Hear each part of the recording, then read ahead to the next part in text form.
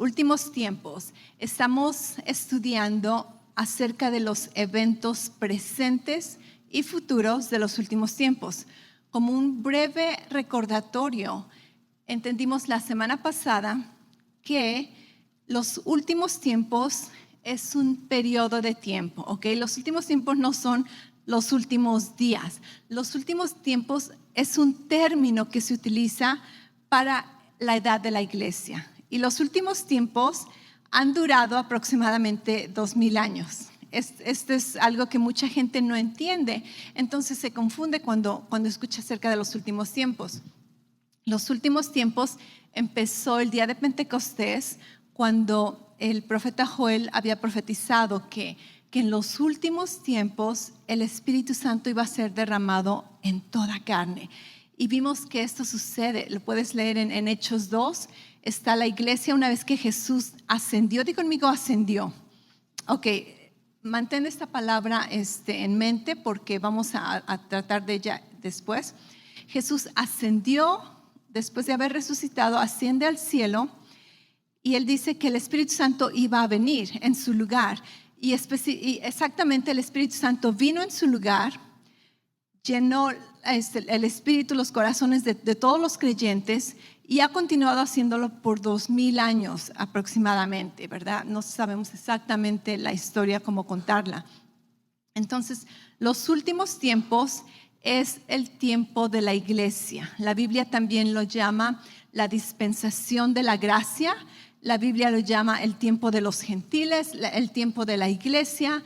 Así que los últimos tiempos no son exactamente lo que va a suceder al final de los tiempos.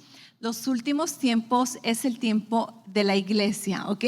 Entonces, si entiendes ese concepto, te va a ayudar a entender lo que sucede después.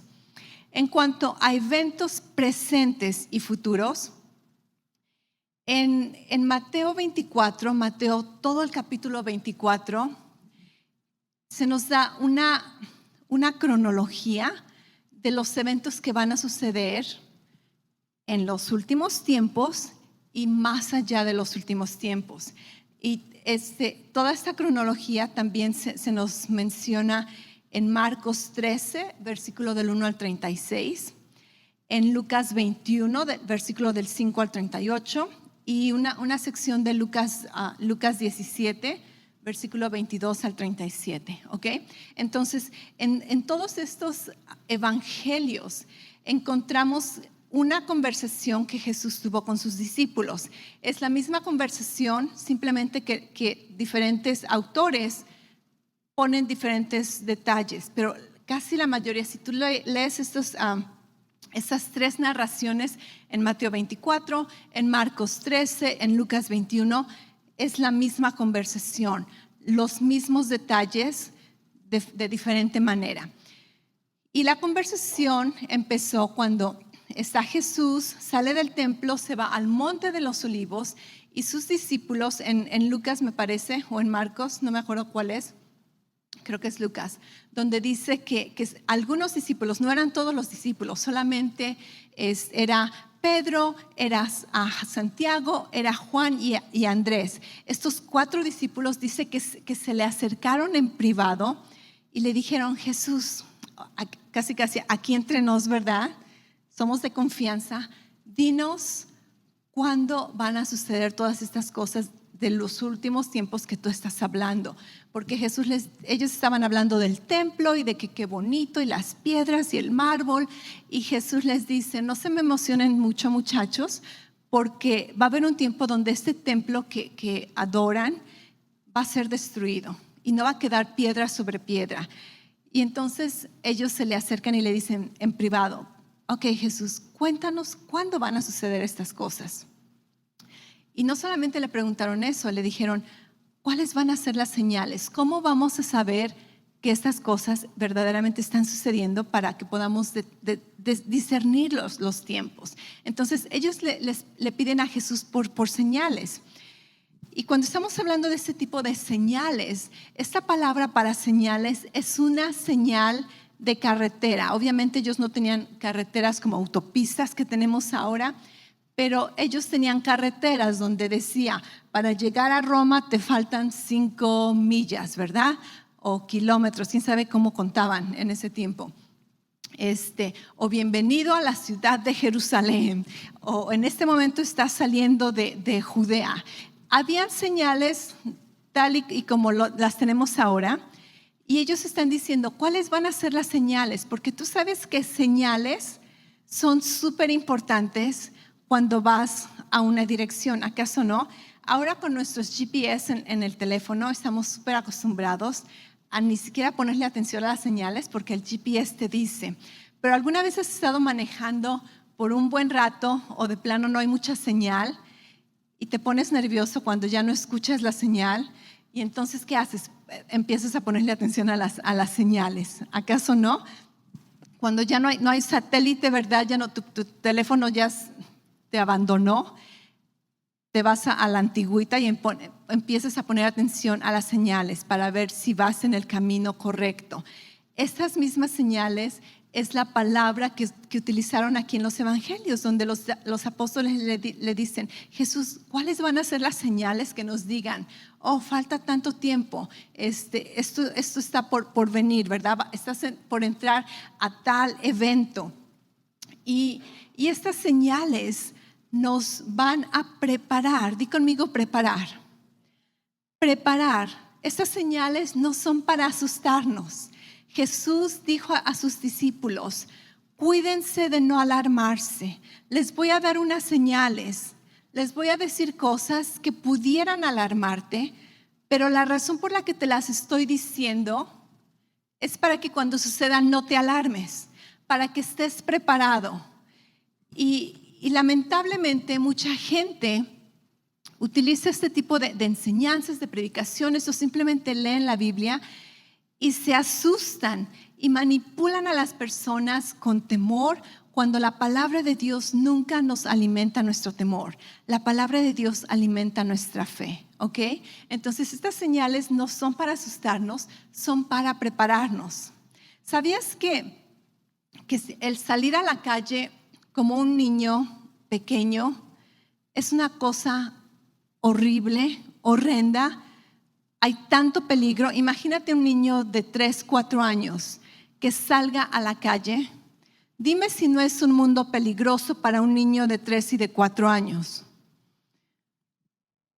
Está expuesto a tanto peligro, con carros, con extraños. Pero ¿por qué para nosotros no es un mundo tan peligroso y tan aterrador? Porque estamos preparados.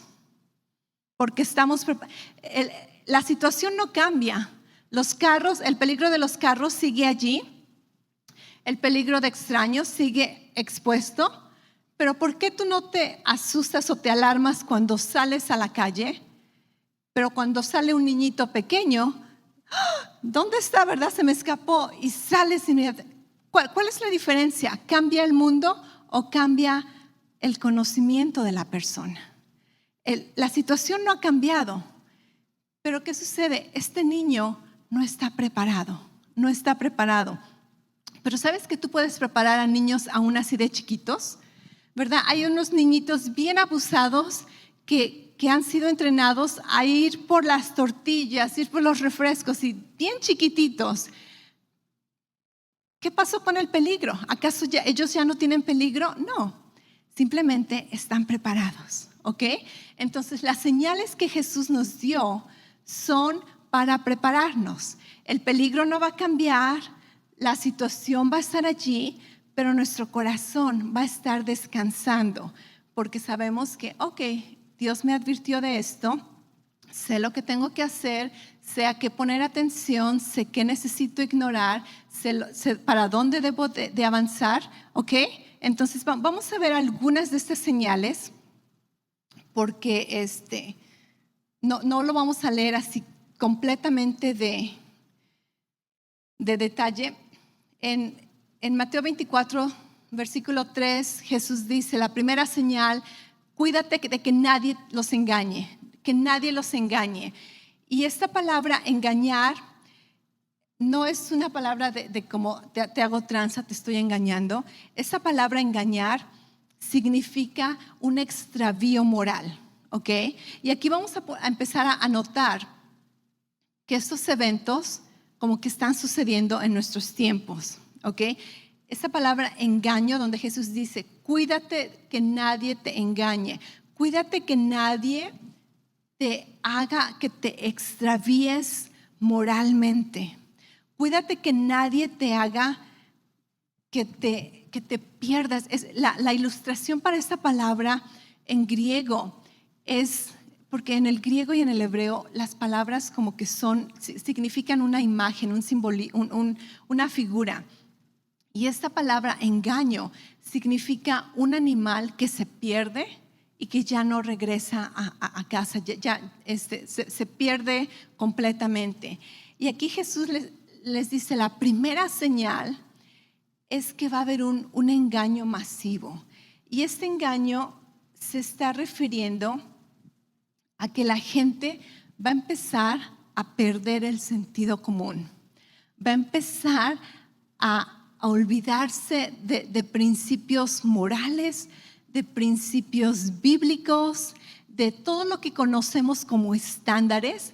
Las personas se van a alejar de ellos, se van a perder de este camino y eventualmente vamos a entender por qué tiene que suceder esto. Pero Jesús les dice, cuídense que nadie los engañe. En otras palabras, va a haber engaño, va a haber error, va a haber delirio, va a haber equivocaciones en la manera de pensar. Y este tiene que ver con la sociedad donde va a ser tan extraviada de lo que es la verdad, que van a empezar a querer cambiar los estándares que hemos conocido por muchos años. ¿Por qué? Porque el mundo tiene que cambiar para que empecemos la nueva era que está por venir. Y la única manera de cambiar a la nueva era es deshacernos de todo lo que conocemos como ahorita. Y creo que si tú miras las noticias, si has estado al tanto de lo que está sucediendo, no solamente en nuestra nación, sino en diferentes países, tú estás diciendo, oh, ok, este engaño está sucediendo en nuestros tiempos, ¿ok? Entonces, este es un evento presente y un evento futuro. Esta es una señal que estamos experimentando, pero no a tal grado como como va a suceder eventualmente. Después Jesús les dice de otras señales. Dice, déjame checar mi resumen. Agarré y me hice todo un resumen. Va a haber engaño, va a haber falsos cristos, va a haber guerras, ¿ok? Dice, va a haber guerras y obviamente esto no nos extraña mucho. Guerra significa, ya se me perdieron mis notas. Ok, guerra significa peleas, disputas, conflictos, riñas. ¿Suena familiar? Guerras, no estamos hablando necesariamente de una guerra mundial o entre naciones. Esta palabra guerras tiene que ver con peleas, con disputas, con conflictos, con riñas. Solamente miramos a nuestro alrededor, ¿verdad? Está sucediendo y esas señales no son nuevas. Esas señales han sucedido desde que Jesús abandonó la tierra, pero ahora están sucediendo con más frecuencia, con más intensidad, con más descaro, ¿cierto? Y vamos a ver por qué. Después, otra señal, versículo 7, después Jesús dice, cuidado, no dejes que esto te turba. Después dice, nación se levantará contra nación. ¿Sabes lo que esta palabra nación en el griego significa? Etnos. Es la palabra griega etnos y significa grupos étnicos, razas. Dice, grupos étnicos se levantarán en contra de grupos étnicos. ¿Suena familiar? Tribus en contra de tribus. Grupos de personas o razas en contra de grupos de personas. Creo que esta es una señal que podemos leerla y decir, ok, estamos en el camino, estamos en este camino profético, ok. Después dice reinos, reino en contra de reino. Esta palabra reino es la palabra que tiene que ver con un dominio o con un tipo de gobierno. Entonces, tipos de gobiernos van a levantarse en contra de otros tipos de gobierno. Y les digo, estas cosas no son nuevas, han existido en toda nuestra historia. La diferencia es de que están sucediendo con más intensidad, con más efecto, causando más engaño y verdaderamente sacudiendo la sociedad. Después dice otro tipo de señal, van a ser pestes, enfermedades contagiosas y graves que causan gran mortandad y plagas. ¿Ok?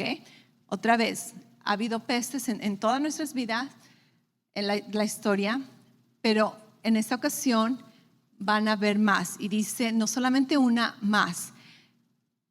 No te turbes, Jesús nos está advirtiendo, quiere que nos preparemos. Esta pandemia no va a ser la única que tú escuches en tu vida. Prepárate porque vienen más. Y si estás pensando en quedarte en tu casa encerrado hasta que el virus desaparezca, déjame darte unas malas noticias. El virus no va a desaparecer, pero tu sistema inmune puede levantarse y vencerlo. Amén. Ahora, si necesitas quedarte en casa, quédate en casa, no hay condenación.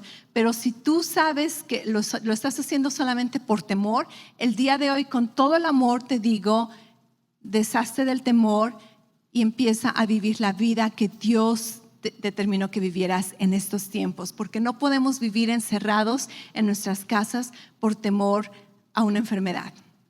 Esto no es la voluntad de Dios para nuestras vidas. Él nos dio su poder, su autoridad. Tenemos la autoridad del nombre de Jesús, que es un nombre sobre todo nombre. Amén. Pondrán las manos sobre los enfermos y sanarán. Amén. Así que pandemias las van a seguir habiendo. Y tal como todas las señales, con más intensidad, con más frecuencia. Va a haber hambres. Esta hambre tiene que ver con escasez de cosecha o de grano. En otras palabras, la economía va a sufrir. Después va a haber terremotos y si tú sabes, ha habido terremotos en toda la historia, pero si tú checas las estadísticas de terremotos en los últimos años, ha incrementado como nunca. Terremotos que ni siquiera escuchamos. ¿Sabes por qué no escuchamos de terremotos ya tanto en las noticias? Porque suceden todo el tiempo. Ya ni siquiera son noticias. Ya es como que, otro terremoto. Ok, como es decir, como que un día más. Las cosas están incrementando. Y en el versículo 8, Jesús les dice algo súper interesante. Y esto es algo que necesitamos poner atención. Jesús dice, este es el principio de dolores. Di conmigo principio. Este es el principio de dolores. Y la palabra dolores es la palabra griega que significa contracciones. En otras palabras, está hablando de dolores de parto. Y algunas mamás, algunos papás saben esto por sus esposas.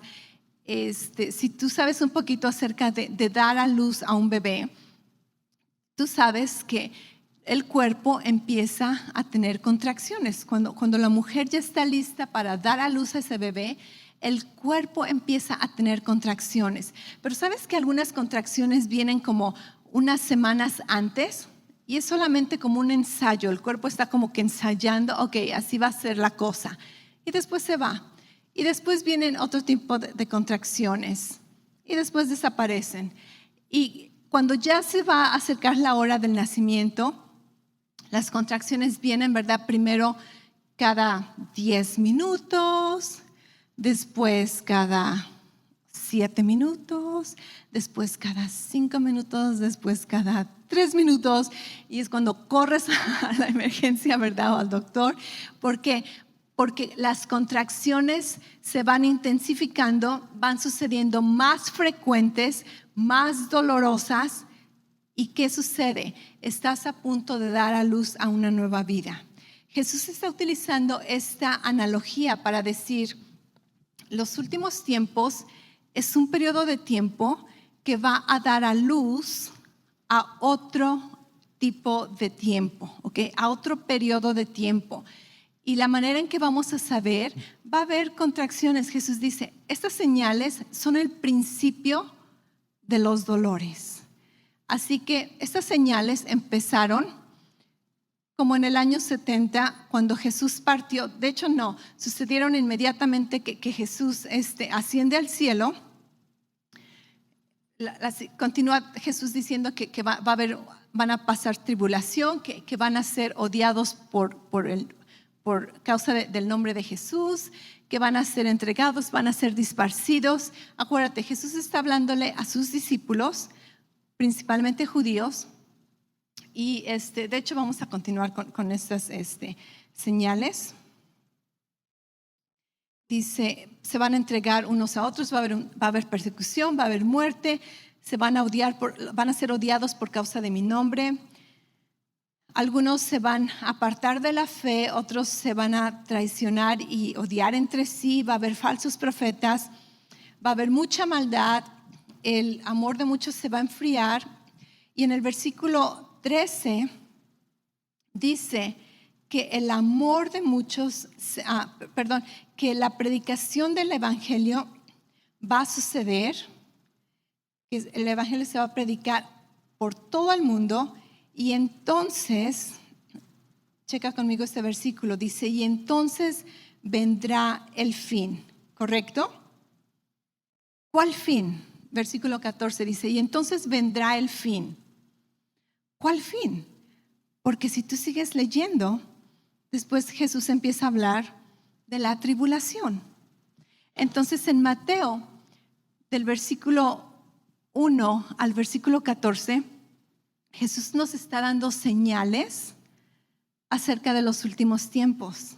Y nos dice que estas señales van a ser incrementadas al final de este periodo de tiempo y van a ser intensificadas y finalmente va a llegar el fin de este periodo de tiempo, del periodo de la iglesia. Obviamente él no le llama el periodo de la iglesia porque todo lo que es el Antiguo Testamento, la iglesia era un misterio.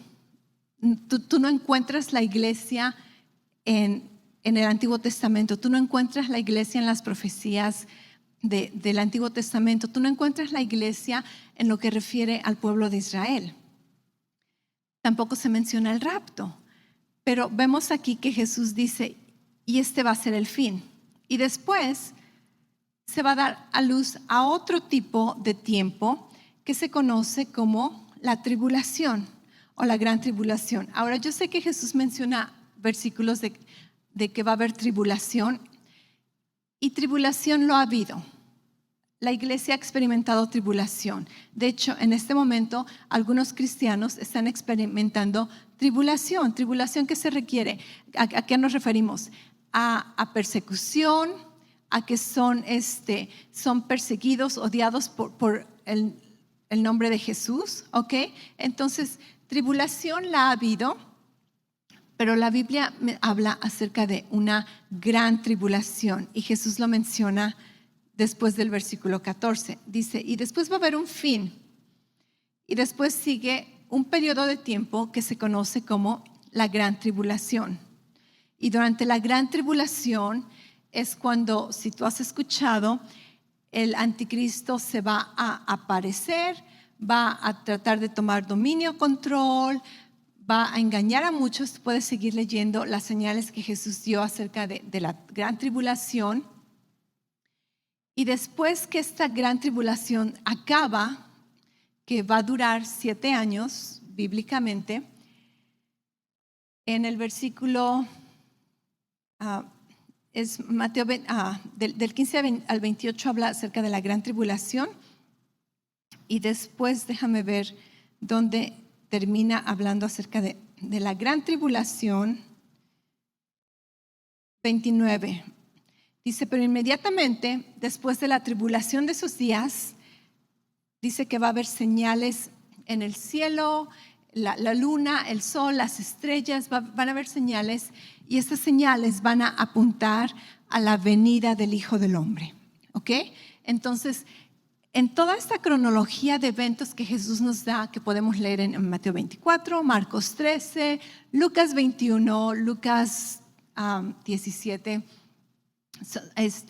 en esta cronología Jesús dice, va a haber un tiempo, después ese tiempo se va a terminar, después va a seguir lo que se conoce como la gran tribulación y después va a concluir esta tribulación con la venida del Mesías y con la venida de Jesucristo va a venir con grandes señales y esta venida de Jesucristo tiene que ver cuando Jesús viene a la tierra por segunda vez y si tú lees en Hechos cuando Jesús asciende, te dije que mantuvieras esta palabra en mente porque la Biblia dice que Jesús se despide, bendice a sus discípulos, ¿verdad? Y están todos en el Monte de los Olivos, di conmigo Monte de los Olivos. Ok, en el Monte de los Olivos están mirando a Jesús y dice que fue recibido en el cielo, empezó a ascender. Seguramente los discípulos están con la boca abierta, ¿verdad? Y de repente se desaparece y ellos siguen viendo, como alguna vez has dejado ir un globo y te quedas viendo a ver qué tan lejos puedes verlo hasta que se desaparece y sigues buscándolo, ¿verdad? Me imagino que los discípulos están mirando hacia arriba y unos ángeles les dicen, hey, muchachos, ya váyanse a hacer lo que Jesús les dijo. Les dice, Jesús que vieron ascender al cielo, de la misma manera va a regresar otra vez. Pero esta vez cuando Él regrese, no va a regresar como un bebé indefenso, no va a regresar como un profeta humilde que fue maltratado. Esta segunda vez cuando Él regrese, va a regresar como rey. Va a regresar como el Rey de Reyes y Señor de Señores que Él es. Y va a regresar a reinar no solamente en Jerusalén, sino en todo el mundo. Y si tú te das cuenta, los discípulos le preguntan, Jesús, danos las señales y cuál va a ser la señal de tu venida. Yo me pregunto, ¿por qué le preguntaron la señal de tu venida? Jesús está con ellos, ¿por qué tiene que venir? Porque los judíos entendían que el Mesías tenía que venir y que su venida tiene que ser majestuosa, conforme a todas las profecías del Antiguo Testamento. La venida del Mesías va a ser algo majestuoso, van a haber señales que la Biblia dice que donde todo mundo, ahora sí que se va a quedar con la boca abierta, las personas que reconocen que es el Mesías se van a llenar de gozo sus corazones. Los que no querían admitir que era el Mesías van a decir, ouch, estaba equivocado. Y va a ser algo magnífico, va a ser algo que no tenemos idea. Lo máximo que te puedas imaginar de gloria, poder y majestad, así va a ser la venida del Mesías. ¿Ok? Entonces, todo esto los discípulos lo conocían. Son profecías que ellos han escuchado toda su vida. El pueblo de Israel esperaba ese tipo de Mesías y ese tipo de Mesías que iba a establecer un reino de justicia, un reino de verdad. Y algo súper interesante es de que es por ello que muchas personas no podían aceptar que Jesús era el Mesías, porque no coincidía con lo que ellos sabían acerca del Mesías. Veían a Jesús, ¿verdad?, en medio de la gente enferma y sanándolos y con los pecadores, y ellos decían, no, el Mesías va a venir con toda su gloria y majestad. Entonces es entendible que estas personas no entendían. Y ahí está una de las claves que estudiamos la semana anterior, acerca del misterio, acerca del tiempo de la iglesia, donde si tú no conoces que hay esta pausa en el tiempo, entonces te confundes, entonces las cosas no concuerdan. ¿Por qué? Porque hay muchas profecías que Jesús vino a cumplir y las dejó a medias.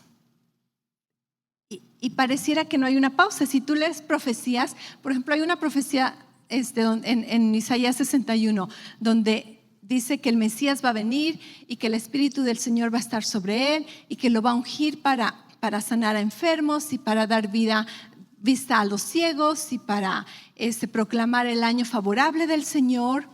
Y después termina esa profecía diciendo, y para traer la venganza de Dios y el juicio de Dios. Y la Biblia dice que cuando Jesús cumplió esta profecía, él estaba en el templo, fue a leer esta profecía, empezó a leerla y no la leyó completa. No leyó la última parte donde dice, y voy a traer juicio y voy a traer la venganza de Dios. ¿Por qué? Porque faltaba esa pausa que es la iglesia. ¿Te acuerdas que vimos que, por ejemplo, cuando un partido de fútbol aparentemente dura 45 minutos, ¿ok? Un tiempo, pero en realidad nunca duran 45 minutos, porque el árbitro pone una pausa cuando va a haber un cambio, cuando alguien se lastima, y en realidad el juego dura más, pero en cuanto en el tiempo, en el timer, en el reloj del árbitro, no, duró 45 minutos. ¿Todos me entienden? ¿Se acuerdan de esa analogía? Ok, entonces el tiempo de Israel está marcado, pero hubo una pausa en ese reloj. Hay un versículo en Romanos 11, 25 me parece que dice que el tiempo de Israel ha sido parado y que ellos están experimentando una ceguera temporal hasta que se cumpla el tiempo de los gentiles. En otras palabras, hay una pausa en el reloj de Israel para el tiempo de la iglesia. Y una vez que la iglesia, su tiempo se le acabe, la Biblia dice que vamos a ser tomados. Vamos a ser tomados y el reloj va a continuar. Una vez que el tiempo concluya para el evangelio se predica, no, la Biblia no dice que todos van a ser salvos. El evangelio se va a predicar en todo el mundo. Va a llegar un momento donde Dios dice, ok, el tiempo de la iglesia se acaba. Es el final de los últimos tiempos. Sucede lo que se conoce como el rapto y entonces empieza lo que se conoce como la gran tribulación, ¿ok? Algo que muchas personas se confunden, aun cuando lees todo este capítulo de Mateo 24, mucha gente se confunde. ¿Sabías que en Mateo 24 el rapto no se menciona para nada? No se menciona. Hay una parte donde dice que dos van a estar en el campo y uno será quitado y el otro será dejado. Mucha gente se confunde y piensa que ahí tiene que ver con el rapto. Eso no tiene que ver con el rapto y lo vamos a estudiar la semana que viene, ¿ok? Pero en todo este capítulo el rapto no se menciona. ¿Por qué? Porque era un misterio, porque el misterio fue revelado hasta que Jesús asciende al cielo. Pero algo que sí quiero que sepan en cuanto al rapto, ¿ok? La palabra rapto no existe en la iglesia, en la Biblia. Wow, la palabra rapto no existe en la Biblia, pero es una traducción de la palabra latín, de la palabra griega, que significa arrebatamiento, ¿ok? Entonces, sí, mucha gente argumenta, el rapto no es bíblico. La palabra rapto no está en la Biblia, es simplemente traducción de traducción. Pero lo que sí está en la Biblia es el concepto del rapto. Va a haber un arrebatamiento de la iglesia. Y así como sabías que la palabra Trinidad tampoco existe en la Biblia, pero creemos en lo que es la Trinidad, ¿verdad? Entendemos el concepto. La palabra hijo pródigo tampoco existe en la Biblia, pero todos hemos escuchado la parábola del hijo pródigo, ¿ok? Entonces, solamente porque un término no es bíblico, no significa que todo el concepto o el entendimiento que tenemos de ello no existe. ¿Dónde encajamos nosotros? Entendemos que la iglesia ha sido parte de estas señales de los últimos tiempos, aún las estamos viendo, podemos testificar de ellas como nunca antes. Muchos de nosotros nos estamos tristemente acostumbrando a estas noticias y ya ni siquiera nos alarman, ya ni siquiera son noticias, es como que nuestro pan de cada día. Tanto drama que hay, tanto engaño, tanto descaro, como las personas se están alejando de todo lo que antes era un estándar, principios. Nuestro mundo está cambiando. ¿Acaso no puedes testificar de esto? Nuestro mundo está siendo transformado. Y estos solamente son los principios de dolores, ¿ok? Cuando la cosa se ponga súper más intensa, entonces la Biblia dice que vamos a ser arrebatados. Y algo que sí quiero mencionar antes de que se nos acabe el tiempo, porque vamos a continuar estudiando acerca del rapto con más detalle, es de que el rapto bíblicamente no tiene que ver con el juicio de la iglesia, ¿ok? Muchas personas se confunden y se alarman y piensan que va a haber una gran tribulación para los cristianos y que si no te portas bien te vas a quedar. ¿Alguien ha visto películas de ese tipo? Okay. Yo me acuerdo que vi una película de ese tipo cuando era niña. Mi abuelita nos llevó a ver una película. Es lo peor que le puedes hacer a un niño. Okay, era una tortura. No le entendí nada, pero estuvo bien fea. Y mucha gente dice que te vas a quedar, ¿verdad? Y que más vale que te alinees porque si no te vas a quedar. Ok, estas personas no entienden lo que significa la nueva creación. Estas personas no entienden lo que es el misterio, lo que el misterio representa. El misterio tiene que ver con el nuevo nacimiento. Acuérdate que vimos el nuevo nacimiento, el ser hijos de Dios, el ser justificados en Cristo, el ser el templo del Espíritu Santo en nuestras vidas, el ser sellados con las arras del Espíritu. La iglesia no necesita ser juzgada en el rapto. El rapto no es para ver quién se va y quién se queda en cuanto a la iglesia. Si tú eres iglesia, tú te vas, casi lo quieras o no. ¿Sabías que esta palabra rapto significa un arrebatamiento violento? En otras palabras, en el momento que confiesas a Jesús como tu Señor y Salvador, tienes tu ticket para el rapto, a menos que Jesús a menos que mueras antes, ¿verdad? Entonces, no te tienes que preocupar del rapto. Pero el rapto no tiene que ver con el juicio de la iglesia. Porque aún en la tribulación, supongamos, ok, la tribulación es para cristianos. ¿Sabías que la tribulación no tiene nada que ver con purificar a las personas? La gente va a ser salva durante la tribulación simplemente en creer en Jesucristo. No tiene nada que ver con moral, no tiene nada que ver con acciones. ¿Por qué? Porque la salvación nunca tiene que ver con acciones. Por gracia somos salvos por medio de la fe. Y esto no de vosotros, es un don de Dios, no por obras para que nadie se gloríe. Amén. Nosotros fuimos salvos por medio de la fe en Jesucristo, por la gracia de Dios. No por lo que hemos hecho. ¿Sabías que no existe una iglesia perfecta? Y si la hubiera, en el momento que llegaras, ya no sería perfecta. No te aceptarían. Qué bueno que no hay una iglesia perfecta. Si no, ninguno de nosotros podría ser parte de esa iglesia. Pero cuando lleguemos a la presencia de Dios y nuestras vidas sean transformadas, glorificadas, entonces la iglesia va a ser perfecta. Jesús no va a venir por una iglesia perfecta, sin mancha o sin arruga o cosa semejante. Este es un versículo mal utilizado en Efesios 5, 25 al 27. La Biblia dice que Cristo murió por su iglesia para presentársela a sí mismo, una iglesia santa. Y que esta iglesia ha sido santificada por su muerte y ha sido purificada por la palabra de Dios. Y dice que ahora esta iglesia va a ser presentada a Jesús. Jesús se va a presentar a esta iglesia pura, santa, sin mancha, sin arruga.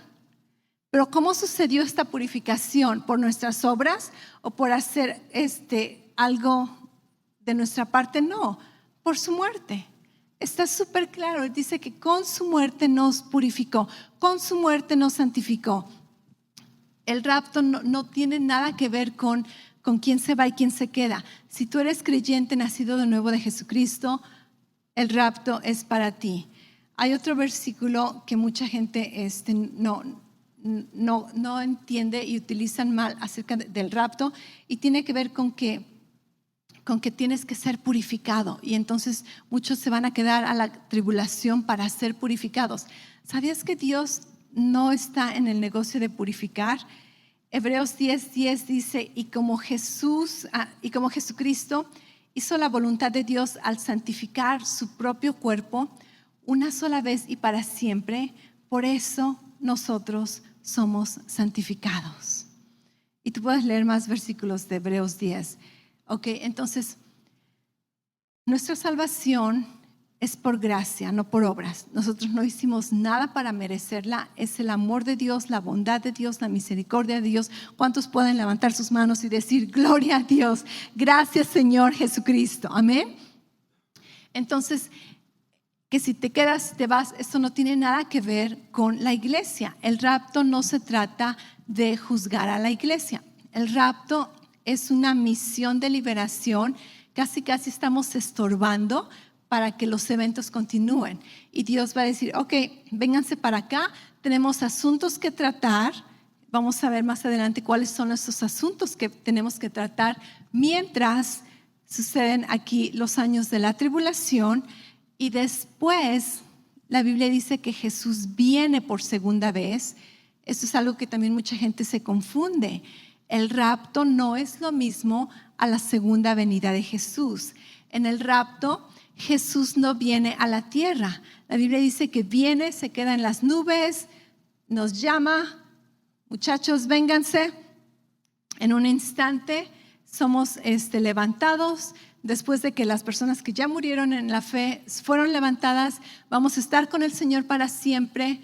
Vamos a estar allí arreglando unos asuntos, que vamos a ver cuáles son estos asuntos, y después regresamos con Jesús. La Biblia dice que Jesús regresa con sus santos de la misma manera que ascendió. Jesús viene al monte de los olivos y pone sus pies en el monte, y en ese momento empieza lo que se conoce como el milenio de Jesucristo. Va a reinar aquí en la tierra por 1000 años. ¿Ok? ¿Aprendiste algo? ¿Sí? Espero que no fue mucha información. Espero que más o menos me vayas agarrando la onda. Y si no, puedes volver a ver la enseñanza después en YouTube. Agarra tu Biblia, lee los versículos, anota todas las preguntas que tengas. Puedes mandárnoslas aquí en la iglesia. Y si no, deja tus preguntas allí, porque vas a ver que mientras vamos estudiando más y más y más, vas a poder poner las cosas, las piezas del rompecabezas en el orden correcto, ¿ok? Y antes de terminar, necesitamos compartir estas buenas nuevas, especialmente para aquellas personas que no han sido parte de la iglesia todavía.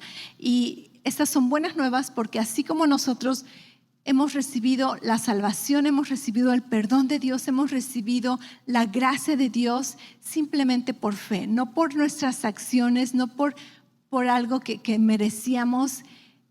Creemos en la obra redentora de Jesús y hemos confesado a Cristo como el Señor de nuestras vidas. Lo hemos confesado como el Redentor que vino a salvarnos, a hacernos nuevos, y tú puedes hacer lo mismo. Así que te invitamos el día de hoy a que si tú no has hecho esta confesión de fe, esa es tu oportunidad. Lo único que necesitas hacer es creer en tu corazón, confesar con tu boca y decir: Señor Jesucristo, creo en ti, creo que tú eres el Hijo de Dios, creo que tú moriste en la cruz, creo que resucitaste al tercer día, y creo que vives ahora, creo que vas a regresar de nuevo, y creo que al poner mi fe en ti, tú me salvas, soy parte de tu iglesia y voy a estar contigo por el resto de mi vida. Y si tú haces esta confesión, te felicitamos. Eres parte de la iglesia, por gracia eres salvo por medio de la fe.